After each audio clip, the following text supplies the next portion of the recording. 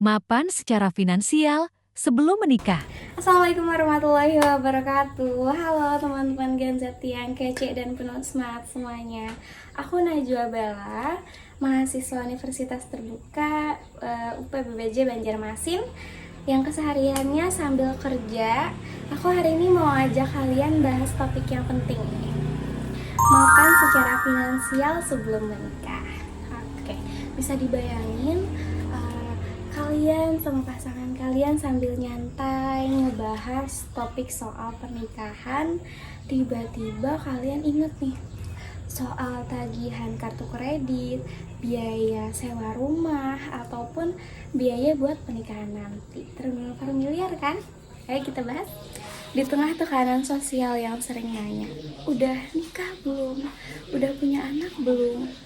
Kita tuh kadang lupa buat siap-siap dulu biar nggak pernikahan itu cuma secara formal tapi juga secara emosional dan ekonomi. Nah, kita bakal bahas kenapa penting banget kuat secara finansial untuk melanjutkan ke jenjang pernikahan. Pernikahan itu kayak roller coaster, seru. Tapi kalau sabuk pengamannya itu nggak kuat itu bahaya banget ya. Bisa bikin kita sakit, jatuh, terpuruk hingga depresi itu nggak menutup kemungkinan ya teman-teman. Apalagi buat mahasiswa akhir atau yang baru mulai berkarir, hidup di era sekarang itu yang mana biaya hidup itu makin tinggi gitu, bisa bikin kita deg-degan dan was-was kepikiran buat nantinya gitu kan.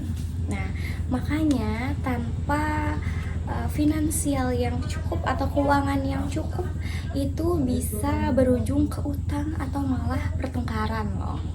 Nah, data dari Bank Indonesia tahun 2023 itu menyatakan 40% pasangan muda itu bercerai dikarenakan masalah keuangan.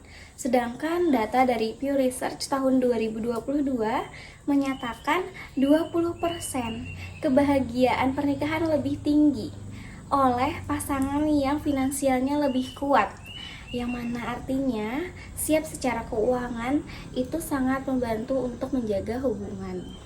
Manfaatnya kalau sudah mapan itu hidup kita menjadi lebih tenang, hidup tanpa was-was soal tagihan, dan juga bisa mulai nabung buat rumah impian kita.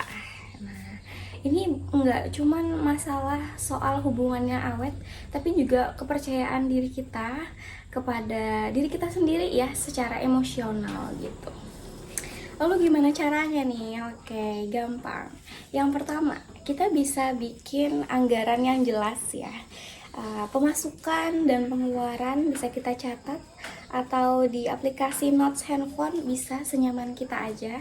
Yang kedua, kita bisa memfokuskan 20-30% penghasilan kita itu dimasukkan ke dana darurat atau investasi kecil-kecilan. Yang ketiga, kita memfokuskan untuk bangun karir, ikut jenjang karir misalkan, atau freelance, atau enggak kursus-kursus online, kita bisa ikut itu buat mengembangkan diri kita sendiri ya.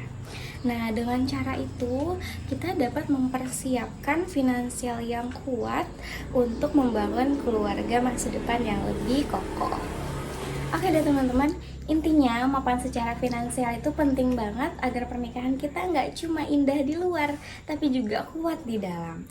Jangan terburu-buru karena tekanan dari sekitar. Ingat kata bijak, love is great but money make it last. Ayo kita bangun generasi yang mapan dan bahagia. Sampai jumpa.